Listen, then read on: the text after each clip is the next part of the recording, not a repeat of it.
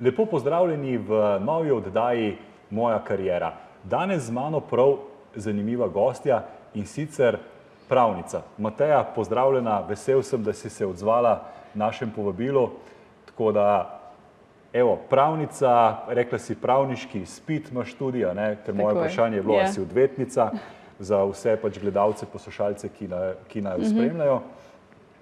Če se malo vrneva nazaj, glede na to, da je tema naše oddaje Moja kariera, kaj je bila tista spodbudna beseda, misel ali pa mogoče, katera oseba v življenju te inspirirala, da rečeš, ok, grem po neki srednji šoli, verjetno kakšni gimnaziji, karkoli, potem na pravno fakulteto?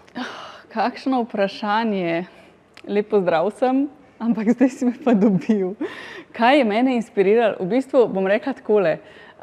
Po gimnaziji sem bila jaz kar majčkeno izgubljena in nisem čisto dobro vedela, kaj naj počnem s svojim življenjem. Zato sem se potem odločila, da grem na pravno fakulteto, ker mi je bila približno isto nevtralna, kakor ne vem, ekonomska ali pa FDV.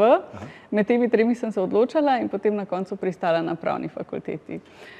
To je zelo zanimivo, ker marsikdo, se pravi, ki gre skozi različne korake svoje kariere, se vsak znajde mogoče v trenutku, ko res ne ve, kam bi šel, ampak ti si izbrala eno pot. In ko danes pogledaš za nekaj let nazaj, ti je ta odločitev, ki si jo sprejela, všeč, ti ni všeč, tudi kasneje si naredila še neke spremembe na karierni poti, do tega še prideva, ampak tako bom rekla, v bistvu zdaj, če pogledam res za nazaj, mi je pravna fakulteta dala eno res zelo dobro podlago v zvezi s tem, kako se znajti in malo v podjetništvu in na splošno v življenju, pač v smislu, kako bi rekla, naše življenja so polna nekih obrazcev in formularjev in konec koncev tudi pogodb in v tem delu se pač znajdem in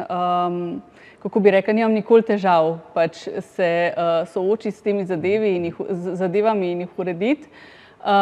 Mogoče bi se pa zdaj za svojimi izkušnjami, v bistvu zdaj pa delam že skoraj 15 let delovnih izkušenj že imam, bi se mogoče takrat za sebe odločila drugače, zaradi tega, ker se zdaj tudi majčkeno bolj poznam. Kaj bi si svetovala? To me res zanima, to me je tako. Takrat bi se v bistvu rekla, Mateja, vprašaj se, kaj ti bolj leži. A si rajši zakopana med knjigami, pa obrazci, pa zakoni, ali mogoče bolj uživaš v čem bolj kreativnem? Ja. Ok, ampak če jaz prav vem, zdaj združuješ oboje, kar je nekaj najlepšega. Ja, združujem oboje s tem, da... Malo povej več, kaj počneš. Tako, v bistvu s časoma sem potem svojo karierno pot majčkeno, kako bi rekla, naredila kar orankovinek. In sicer po rojstvu prve hčerke sem se začela ukvarjati veliko s fotografijo in zaradi tega, ker so bile moje fotografije prijateljicam všeč, sem takrat v bistvu za zadevo resno zagrabila, se začela na tem področju tudi izobraževati, se bolj resno ukvarjati s tem in v bistvu dokaj hitro prestopila, kako bi rekla, nekako v profesionalne vode in začela pač v bistvu odprla podjetje oziroma delati v že obstoječem podjetju in zaračunavati za svoje storitve. Potem, ko se je rodila pa druga hčerka, se je pa v bistvu ta ljubezen do fotografije in ustvarjanja pretvorila še na drugo področje in sicer v ustvarjanje vsebin. Takrat, v bistvu, koliko je bilo to, 7 let nazaj, so bili v porastu mami blogi. Jaz sem se v pisanju vedno dobro znašla in v kombinaciji s fotografijami je bila to v bistvu skoraj idealna kombinacija in tako se je v bistvu začela ta pot ustvarjanja vsebin na spletu. Lepo. Tisto, kar je meni, bom rekel, všeč pri sogovornikih, s katerimi se pogovarjamo, marsikdo ima ono striktno začrtano pot. Marsikdo pa si dovoli tudi malo te, kot ti omenjaš besedo, se pravi kreativnost, skozi življenje, ok. Ampak ena zadeva, recimo, rekla si, če bi pač šla toliko let nazaj, bi šla mogoče malo po kreativni poti. Ampak a ni, se pravi, ravno to, rekla si pogodbe, vzorci, ja, razumem, pač neke stvari so standardizirane. Ampak hkrati pa vsaka oseba, se pravi vsako podjetje, vsaka situacija toliko drugačna, da v bistvu vseeno brez kreativnosti verjetno To je res, ni. to je res. Bi pa poudarila mogoče še eno stvar, ko je dosti bistvena pri teh dveh različnih poteh, fotografiranje in pravo. Jaz se recimo večinoma ukvarjam s fotografiranjem porok pa s družinskim fotografiranjem, kar pomeni, da sem v bistvu prisotna pri najbolj veselih življenjskih trenutkih ljudi. Pač, ko se poročijo, ko se jim rodi otrok, ko si želijo vekovečati kakšne pač večje mejnike pač na družinskem fotografiranju ali pa na kakšnem rojstnem dnevu, krstu, kakorkoli. In sem bila prisotna takrat. In potem po drugi strani sem v pravu vedno bila soočena z situacijami, ko so se ljudje znajdli v škripcih, ko so rabili nekaj urediti, ko so v bistvu mogoče že probali prej kaj urediti, pa niso dosti hitro šli do pravnika in so v bistvu zadevo že dokaj dobro zafurali, bi lahko rekli, ne? Preden so se oglasili pri strokovnjaku, in sem se mogla pač ukvarjati z temi najhujšimi težavami, ki si jih lahko ljudje pač v življenju nakopljejo. In potem sem imela na tehtnici, kaj je meni v večje zadovoljstvo, ne? In takrat sem v bistvu je ta odločitev, v katero smer bom šla večinsko, zorela 10 let. V bistvu jaz sem več kot 10 let delala hkrati v pravu in na teh drugih dveh kariernih poteh. Meni se je porodilo eno vprašanje, ne? Danes je veliko govora, predvsem med mlajšimi, treba reči mlajši od naju, ne? Se pravi to ravnovesje med delom in pa se pravi privat življenjem. Omenila si, se pravi fotografiranje nekih dogodkov, slavnostnih in tako naprej, vikend, zagotovo vikend. In po drugi strani ta pravni del lahko narediš med tednom, ampak se pravi, omenila si tudi, imaš dve hčerke, kako pa loviš to ravnovesje med enim in drugim, ker v bistvu posla sta združljiva, to je res. Je razumljivo. Ja, to imaš zelo prav. V bistvu je vedno, jaz pač pravim, da vedno morava nekako, predvsem sva tle vključena oba z možem, loviti neko ravnovesje, ne? Ker pač brez tega, da on ni prisoten za vikende, za popoldneve, ko se te stvari dogajajo, pač stvar ne bi šla skozi, ne. Kaj hočeš, da se menja tako? Včasih tudi. Mislim, sam imam 4 otroke, tako da vem, kaj to pomeni. Ja, nekako nama uspe pač, kako bi rekla, res imava oba razgibana delovnika in nama nekako uspe pač vse skupaj usklajevati, ampak vseeno pa sta v bistvu in ustvarjanje vsebin in fotografija taka poklica, da z izjemo pač teh dejansko dogodkov, ko moraš biti tam prisoten, ves ostali delovnik si pa lahko ti 100% prilagodiš. In to je tisto, kar je meni v resnici odtehtalo, zaradi tega, ker to pomeni, to, da sem jaz zaposlena sama pri sebi, še vedno pomeni, da lahko otroke bolj ali manj res skoraj večino časa vsak dan jaz peljem v vrtec, šolo in vsak dan po 2., 3. uri pobiram iz vrtca, šole, kar recimo v redni, ne vem, službi na sodišču, pri notarju, pač ne bi bilo mogoče, ker bi zaključevala po 4., 5. ob sredah sem zaključevala na sodišču šele po 6. uri, ne, recimo. Ko pogledaš v bistvu to celotno časovnico, v mojih poklicih definitivno preživim overall več časa z otroki, kakor bi ga z redno službo. Bi zase rekla, da ti družina veliko pomeni? Ogromno. Družina mi... Če bi to s parimi besedami pisala? Ja, v bistvu bi lahko rekla, da vseh teh 10 let, ko sem v bistvu iskala način, kako si skreira delovni čas, sem vedno imela v mislih to, da bo prilagojen tudi moji družini. In temu, da v bistvu, ne vem, recimo kot ustvarjalka vsebin, ogromno vsebin lahko naredim dejansko skupaj z mojimi otroci. Dejansko nam ta poklic kdaj pa kdaj omogoči še celo kakšne izlete, dogodke, stvari, ki jih drugače ne bi doživeli. In vse to je v bistvu pač bilo nekako vodilo na tej poti. Super. hvala, Mateja. Dragi gledalci, dragi gledalke, mi pa kmalu nadaljujemo, kjer bova zagotovo z Matejo prišla še do kakšne zanimive, se pravi, ali vsebine, ali pa tudi pogleda, se pravi, ki zagotovo lahko vpliva in pomaga tudi vam pri vaši karierni poti.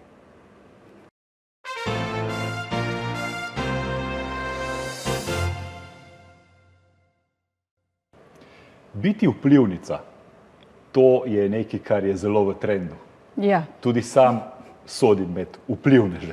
Aha, ok, zanimivo.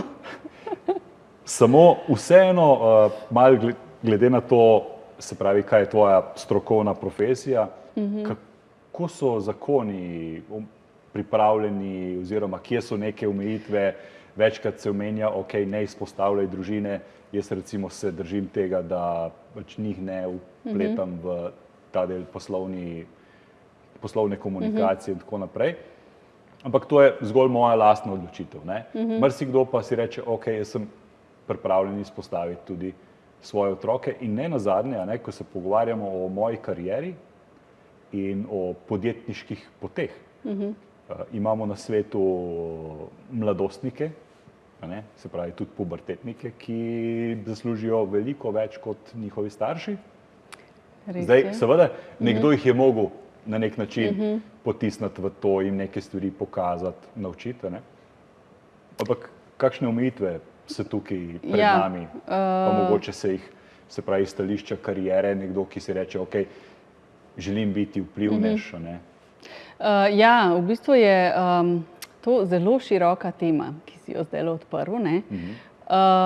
Bi pa rekla tako, da v bistvu je bilo še 10 let nazaj veliko lažje biti vplivnež, kakor danes. V bistvu, kar se tiče zakonodaje, pač počasi so se začele stvari kar zelo konkretno urejati. In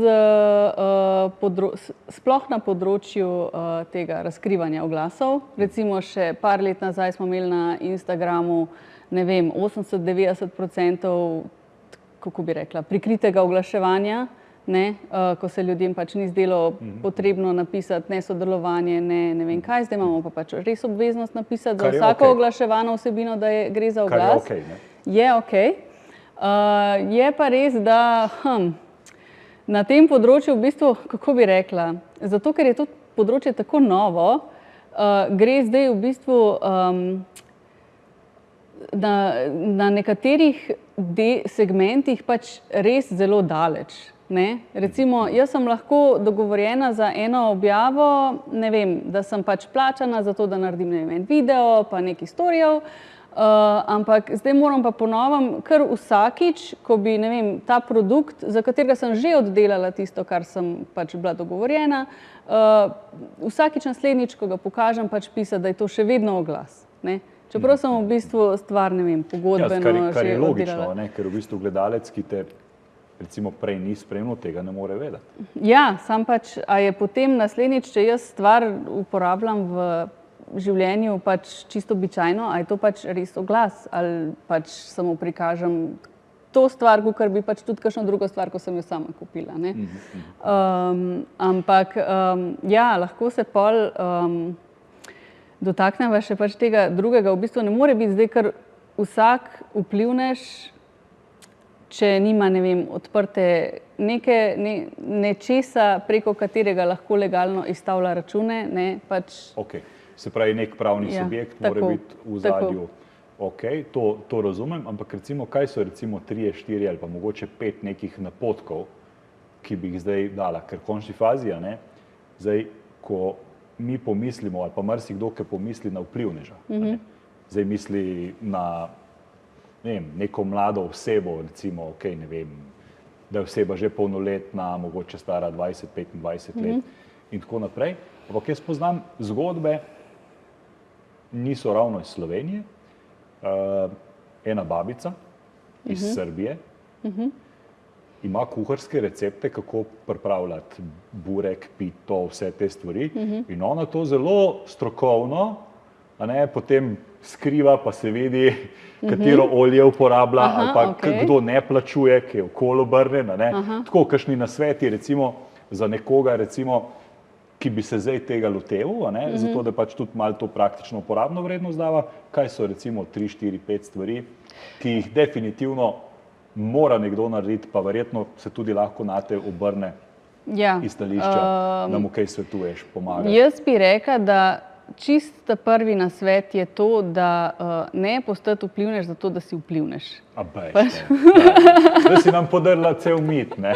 Ni to je v bistvu to moč, ki jo želimo. Tudi, če jaz pogledam iz svojega osebnega stališča, koga jaz rada spremljam, recimo na Instagramu, TikToku, kjerkoli, ljudi, ki dajo za svojimi vsebinami mojemu življenju neko dodano vrednost. Pa bodi si to.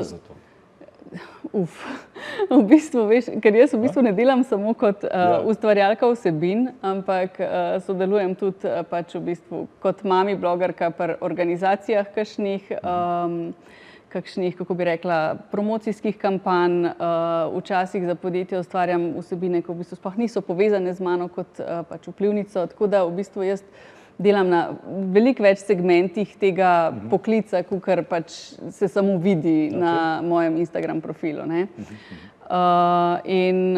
Zato tudi iz poslovnega vidika sledim veliko pač svojim kolegicam v bistvu in kakšnim, ki jih sicer mogoče ne bi sledila, ampak pač moram iz poslovnega vidika pač poznati malo, kaj delajo.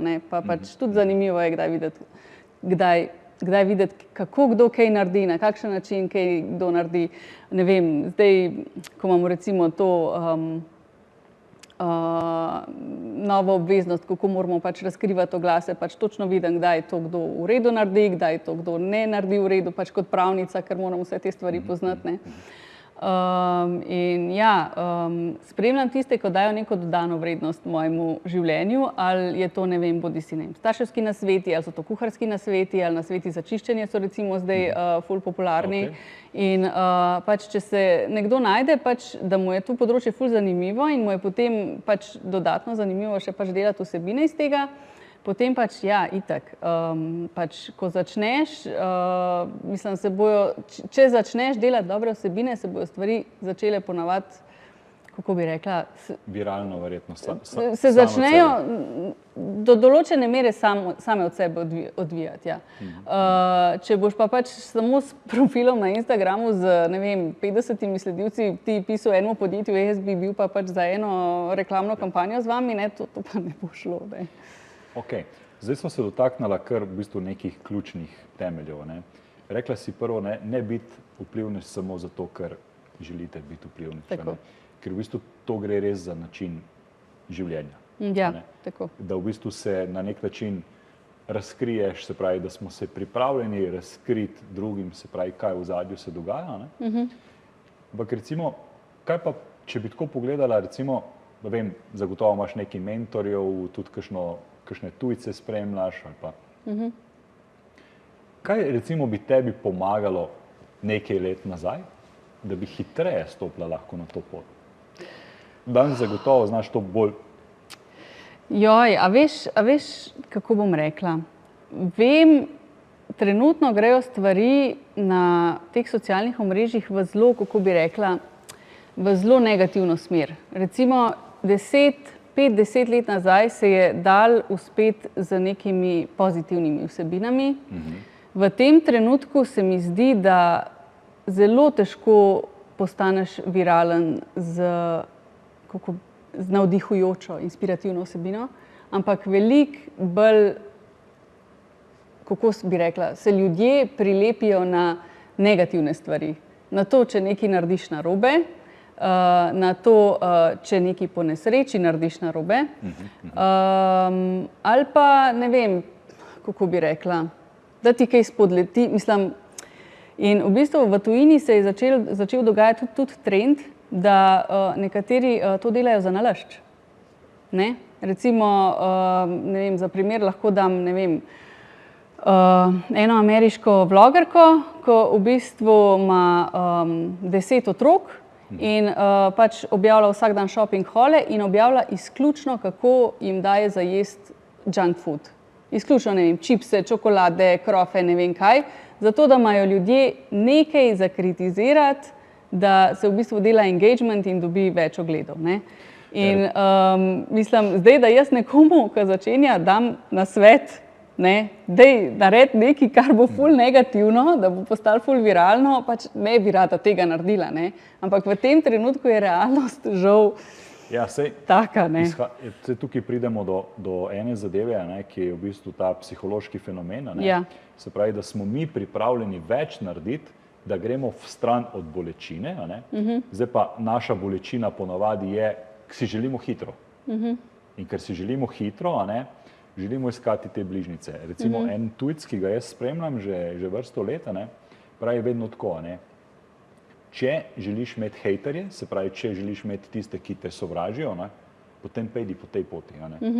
Če pa želiš, se pravi, tiste, ki jim boš lahko na koncu tudi, v narekovaju zdaj med nami, se pravi, moje področje je prodaja, vodenje, komunikacije, pogajanje in tako naprej, če jim želiš na koncu enkrat tudi nekaj prodati, je verjetnost, da boš hejterjem, se pravi tistim, ki delajo na sovražnem govoru in jih to podpihuje, vprašanje, če so to v bistvu dolgoročno tvoja ciljna publika. Ja, sej. In potem pademo ravno na tej vztrajnosti, tako. Ki je res, se pravi, se je podaljšala. Ja, tako. Vztrajnost, to, ko si rekel, to je v bistvu pa druga stvar. Ja. Pač moraš biti za vsebinami res vztrajan in malo gledati, katere so v bistvu bolj zaželene, na katere ljudje bolj reagirajo in potem pač delati v tisti smeri.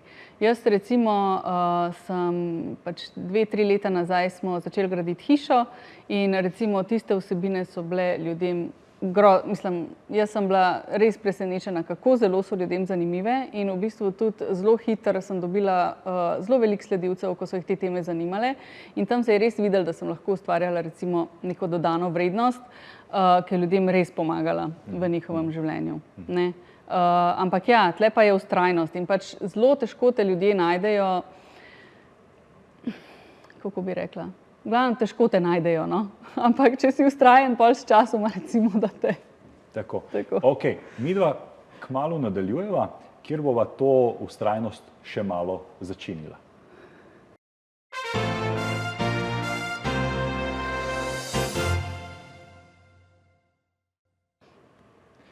V zadnjem delu ponavadi zadevo še malo začinimo. Verjamem, da vas zanima, kako v bistvu to vztrajnost, zdaj, recimo, če nam čistko ti iz svojih praktičnih izkušenj poveš, koliko je recimo približen čas, da je recimo, ne vem, nekak, razen če je res ekstremna neka vsebina, ki se ogromno ljudi takoj prilepi na njo, koliko časa je ponavadi potrebno, da lahko rečeš, ok, postal sem vplivnež. Kakšno? To je zelo, spet je to večplastno vprašanje, ker ti si v bistvu lahko zelo dober vplivnež z zelo majhnim številom sledilcev, če si pač res nišen. Recimo, ne vem, jaz bi rekla, da je nekdo v segmentu gradnje, ko nas je res ful mal, bi rekla, čeprav v bistvu jaz sem bila takrat, mislim, da če nisem bila ena prvih, sem bila pa med prvimi. Zdaj jih je pač kar nekaj zrastel po tistem, ampak če imaš samo sledilce z tistega področja, mislim, da si tam nekje že z 3000 plus lahko že zelo kredibilen na Instagramu. Zdaj, če imaš pa ti v bistvu za cilj bolj neke splošne lifestyle vsebine, potem pa rabiš sledilcev verjetno majčkeno več. In zdaj, kako pa toliko zrasteš, ne vem, jaz bom rekla tako, jaz sem na začetku majčkeno hitreje rasla, zdaj grem pa v povprečju nekje za 1000 sledilcev na leto gor, kar je pač zelo počasna rast. Zaradi tega, ker pač sem zelo, kako sva se prej pogovarjala, sem zelo povprečna in se ne ukvarjam z dramami in pač imam zelo take, kako bi rekla, vsebine, ki ljudi ne nafilajo z nekimi močnimi čustvi, ampak se trudim pač z bolj koristnimi. Tako da ja, tako bom rekla, pač zelo, zelo je odvisno. Ok. Seveda, s tem, ko mi postanemo primer vplivnež.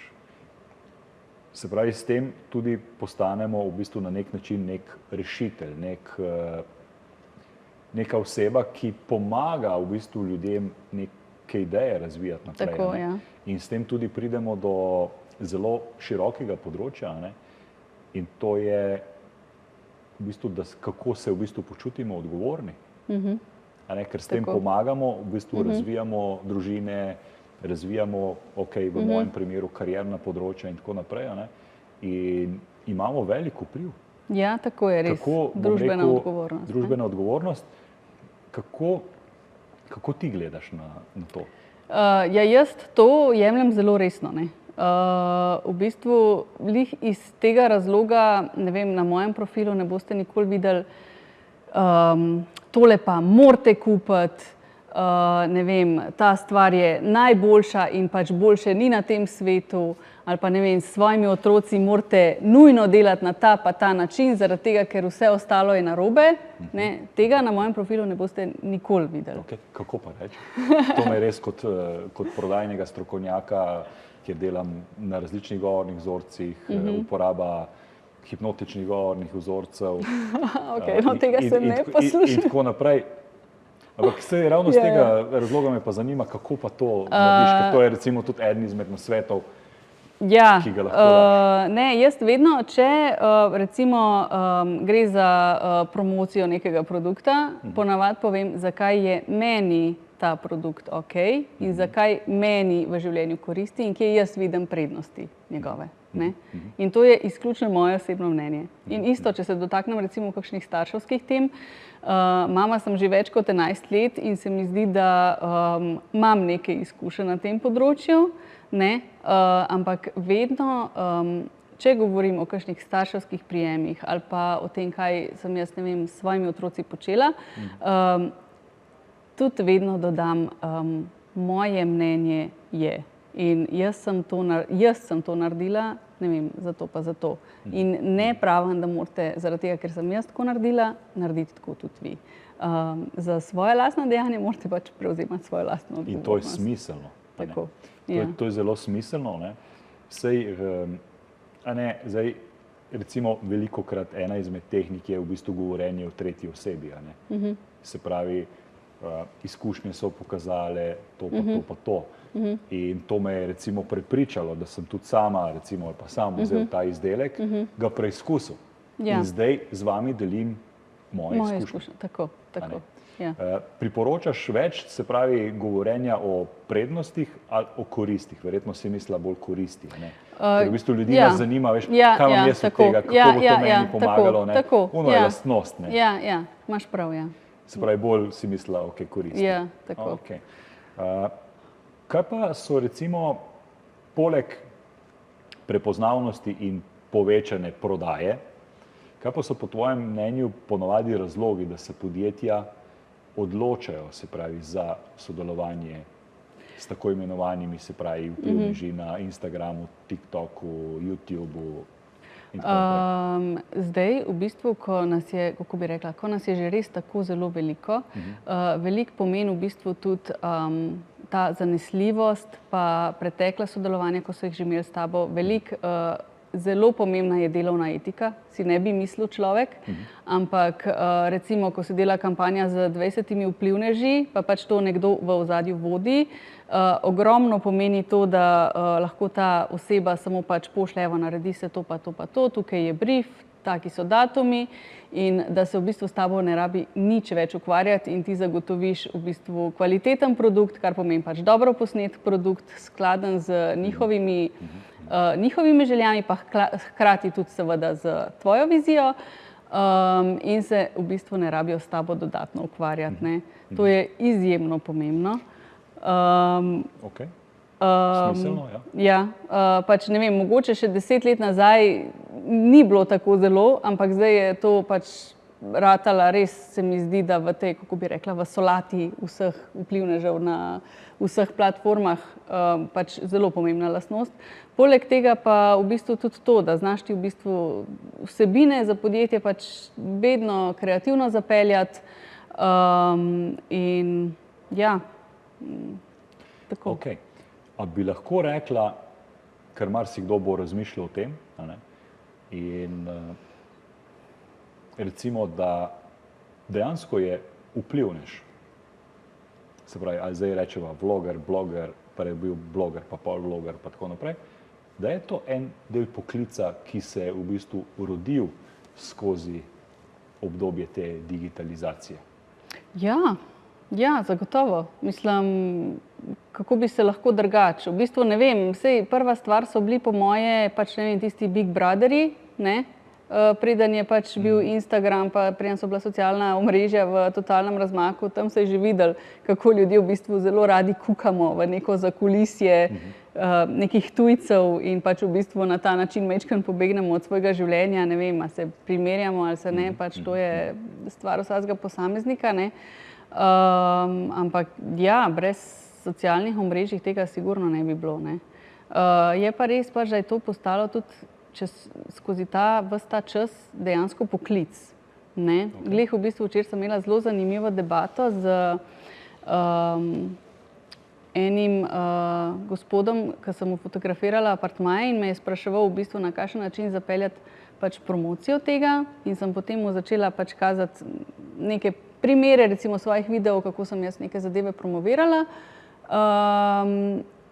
In sem mu prav rekla, lej, pač tega ti ne bo šel več noben navaden človek, ki gre koristiti pač neko prostočasno storitev zastonj, zaradi tega, ker je pač za tem enostavno preveč dela. Ti moraš biti, ne vem, angažiran, ko to počneš, ne vem, imeti snemalne naprave s sabo, zadevo posnet, pač imeti neko idejo, kako boš to zapeljal v postprodukciji, potem pač se moraš doma usesti, ne, za, ne vem, uro, dve zadeve zmontirati, ne vem, dodati kakšne podnapise, dodati ne vem kaj. Ja, tudi več. Zelo odvisno pač za kakšno vsebino gre, ne. Ampak ne počnemo več to samo zaradi tega, ker imamo pač preveč prostega časa, ker je to enostavno preveč dela je ratalo s tem in preveč produkcije je odzadaj, da bi šlo to kar tako mimogrede. Ja, okej. Maja, midva se res približujeva, se pravi, temu najinemu zaključnemu delu, zadnji minuti najinega pogovora. Mogoče, se pravi, če strneva teh skoraj pol ure najinega pogovora, kaj bi rekla, kakšen nasvet mogoče še za konec, za gledalce, poslušalce? Jaz bom rekla tako, pač ne soditi knjige po platnicah, pač v ozadju se marsikdaj skriva veliko več, pa vseeno me pejte poslediti na Instagram, Mateja Podčrtaj tam še. Hvala, Mateja, za prijetno družbo. Vi pa, se pravi, dragi gledalci, drage gledalke, kot veste, kaj ste navajeni, spremljate nas, se pravi, ob torkih med 5. in 6. uro, kjer vsak teden gostimo kakšnega zanimivega gosta. Hvala in se vidimo v naslednjem tednu v novi oddaji Moja kariera.